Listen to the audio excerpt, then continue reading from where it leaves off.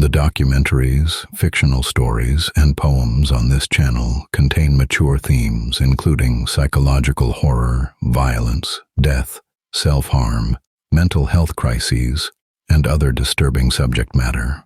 If you're sensitive to dark content, this may not be for you. Listener discretion is strongly advised.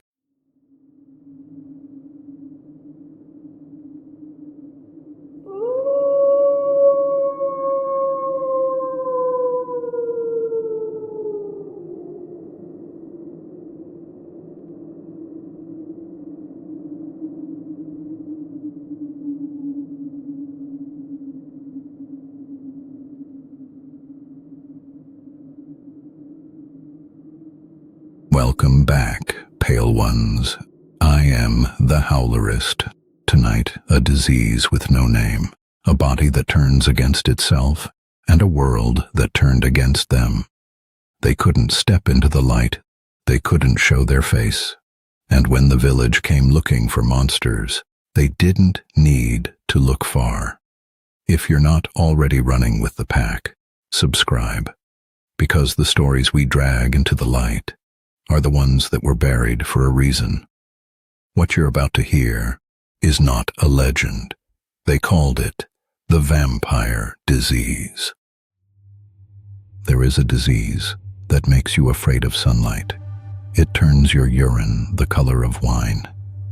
It eats your skin from the outside in. It pulls your gums back from your teeth until they look like fangs. And for centuries, the people who suffered from it were not treated as patients. They were treated as monsters. The disease is called Porphyria. The name comes from the Greek word porphyra, meaning purple, a reference to the color of the urine during an attack. But Porphyria has another name, an older name, a name whispered in villages across Eastern Europe long before any doctor gave it a clinical label. They called it the vampire disease. And if you think that's just a bit of medical trivia, a fun Halloween fact, then you haven't heard what it actually does to the human body. And you haven't heard what other humans did to the people who had it. The blood that betrays you. To understand Porphyria, you need to understand one molecule: heme.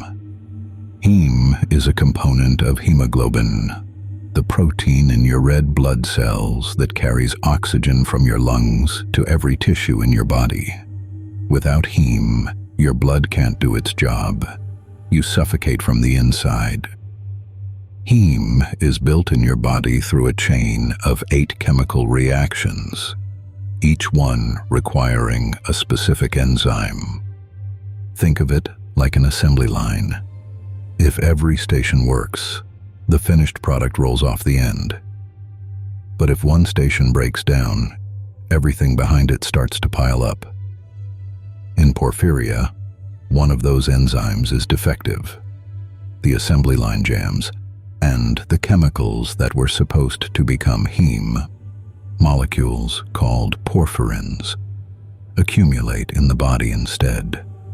They build up in the blood, in the organs, in the skin. And porphyrins are not inert substances waiting quietly to be processed. They are reactive. They are toxic. And when exposed to sunlight, they become destructive. That last detail is the one that matters most, because it's the one that made people believe in vampires. When sunlight becomes poison. In the cutaneous forms of Porphyria, the types that affect the skin, stepping into sunlight triggers a chemical reaction. The accumulated porphyrins in the skin absorb ultraviolet light and release energy that damages the surrounding tissue. The result is blistering, swelling, open sores that can scar permanently. In severe cases, the skin blackens. The ears and nose can erode. Fingers can contract and wither. This isn't a mild sensitivity. This isn't a bad sunburn. This is your own body attacking itself because light hit your skin. And it happens on cloudy days too. Enough UV penetrates the cloud cover to trigger the reaction. There is no safe outdoor light for the worst cases. So what did these people do? They stayed inside during the day.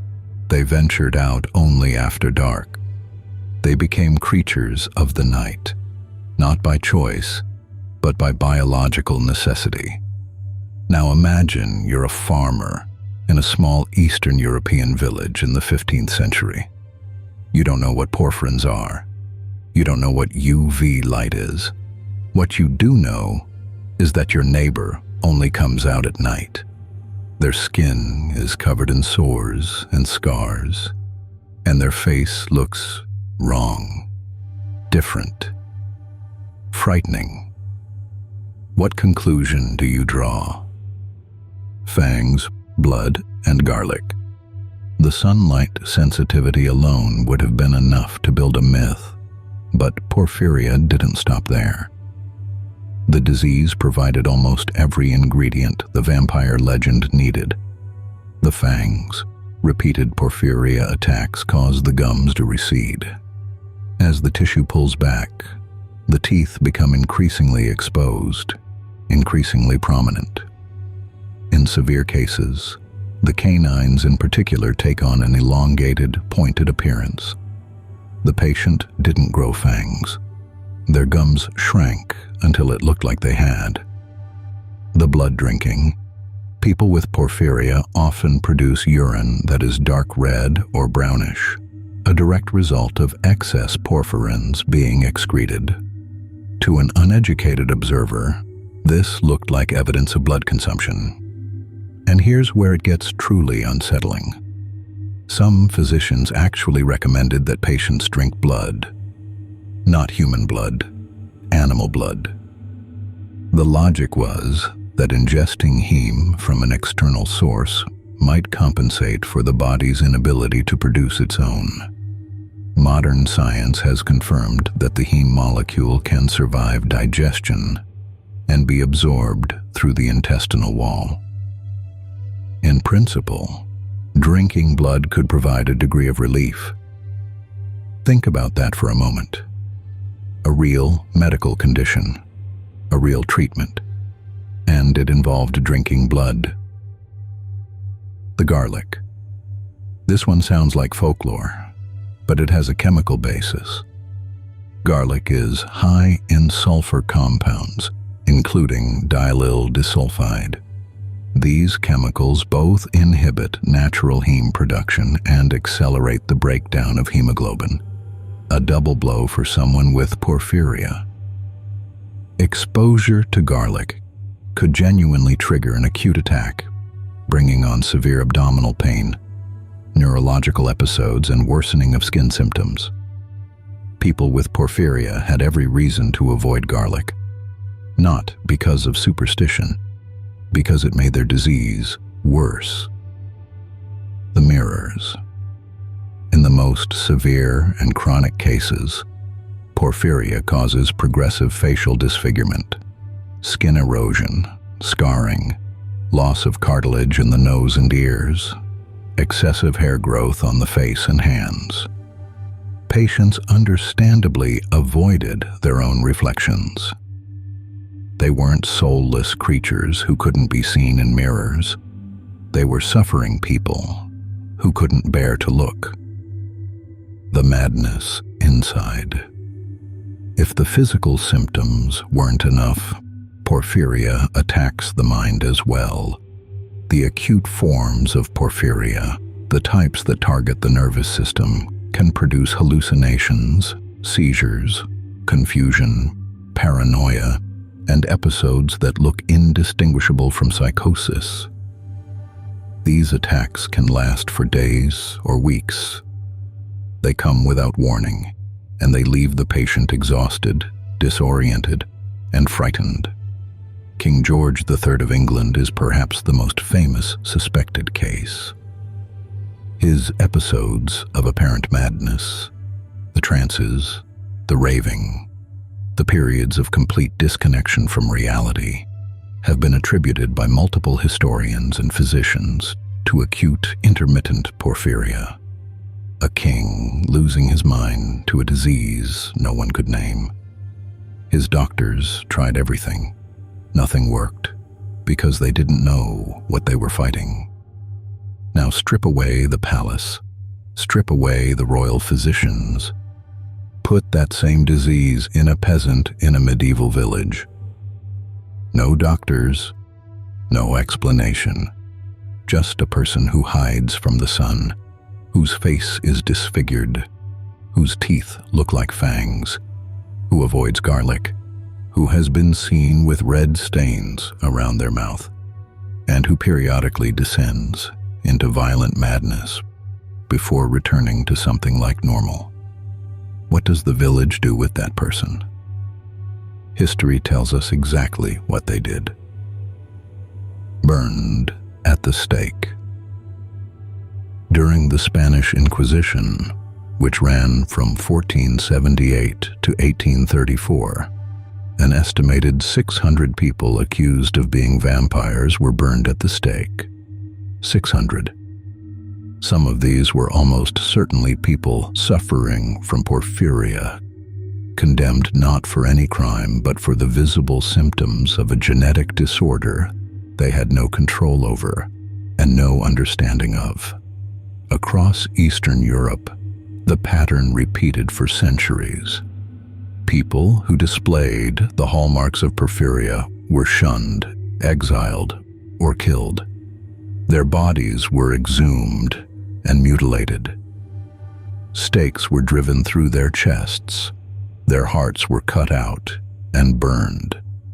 The same rituals we now associate with vampire fiction were, at one point, performed on real human beings, whose only offense was being born with a defective enzyme.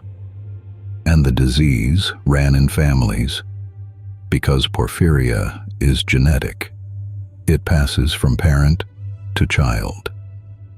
So, when one vampire was found in a village, others in the same bloodline would eventually show symptoms too. To the terrified neighbors, this looked like vampirism spreading, like an infection, like a curse moving through a family, claiming one member after another. Sound familiar? It should. That's the same pattern we see in the Mercy Brown case in Rhode Island. The same logic, the same fear. A family dying one by one, and a community desperate to blame something supernatural because the natural explanation, that disease doesn't care about innocence, was too frightening to accept. Naming the monster. Porphyria wasn't formally identified until 1871, when the German biochemist Felix Hoppe described the underlying mechanism. The various types weren't properly classified until 1911 by a physician named Hans Günther. That means, for the entire span of recorded vampire mythology, from the folklore of the Middle Ages through the 18th century vampire panics, through the publication of Bram Stoker's Dracula in 1897. No one knew this disease existed. Every person who suffered from it was on their own. No diagnosis, no treatment, no explanation for why the sun burned their skin, or why their face was changing, or why their mind would sometimes leave them for days at a time. Just fear, their own and everyone else's. In 1985, a Canadian biochemist named David Dolphin presented a paper to the American Association for the Advancement of Science, formally proposing the link between porphyria and vampire legends. The media picked it up immediately. The idea spread worldwide, and it brought a new problem. People with porphyria began to face stigma. Being called vampires, being treated as curiosities, having their real, painful, incurable disease reduced to a Halloween novelty. The researchers who criticized Dolphin's theory pointed out something important. You don't need a medical explanation for vampires, because vampires were never real.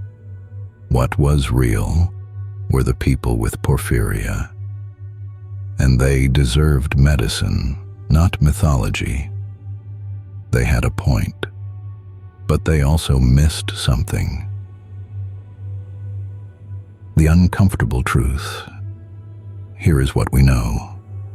Porphyria is real. Its symptoms align with nearly every major characteristic attributed to vampires in folklore. Sunlight aversion, fang-like teeth, red-stained urine, blood drinking as treatment, garlic sensitivity, facial disfigurement, avoidance of mirrors, madness, and the disease clusters in families, creating the appearance of a supernatural contagion. Does that mean every vampire story traces back to Porphyria? No. The folklore is too old, too widespread, too varied for a single explanation. Decomposition, tuberculosis, rabies, plague, all of these contributed threads to the myth. But Porphyria is the thread that runs deepest. It's the one that doesn't just explain a symptom or two. It explains the entire creature, and it forces a question that no one particularly wants to sit with. How many of the vampires in history were just people who were sick? How many of the bodies that were staked and burned and exhumed belonged to someone who spent their short, painful life hiding from the sun, watching their skin blister and their face change, wondering what was happening to them, knowing only that their community was afraid of them and that fear, in a village with no hospital, no science, and no mercy, was a death sentence. Porphyria is still incurable. It affects between 1 in 25,000 and 1 in 50,000 people. The treatments today are better: heme infusions, pain management, trigger avoidance, but there is no fix. You manage it, or it manages you. And in the worst forms, the ones that begin in childhood, the damage is severe and permanent. We don't burn them anymore. We don't stake them.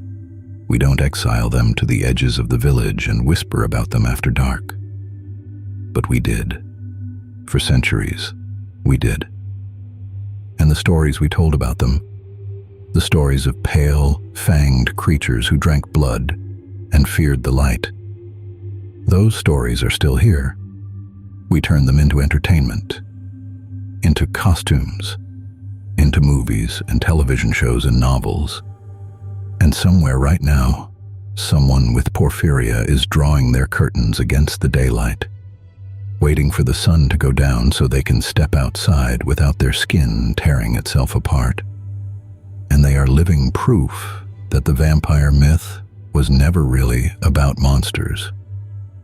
It was about us, about what we do to people we don't understand. And that might be the scariest thing of all. What the village called me.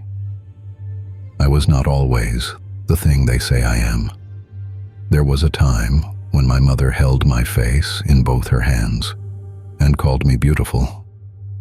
There was a time when the sun was just the sun, and I walked beneath it like anyone, and my skin did not betray me. It began so small, a blister on my wrist where the light caught it, a redness on my cheek that would not fade. My mother said it was the weather turning. My father said it was nothing. And I believed them both, because I was young enough to think that fathers know the shape of every shadow, and none of them are monsters. By autumn, I could not go outside before dusk. By winter, my gums had started pulling back, like curtains drawn from windows no one wants to look through. My teeth grew long, or seemed to. I know now that it was the flesh retreating, not the bone advancing, but what difference does the knowing make when the children on the lane have already learned a new name for you? They whispered it at first, the way you whisper about the dead, when the dead are still close enough to hear, then louder, then to my face, then not to my face at all, because no one came close enough to speak to me. I want you to understand something. I never drank anyone's blood. I never crept into a bedroom in the dark.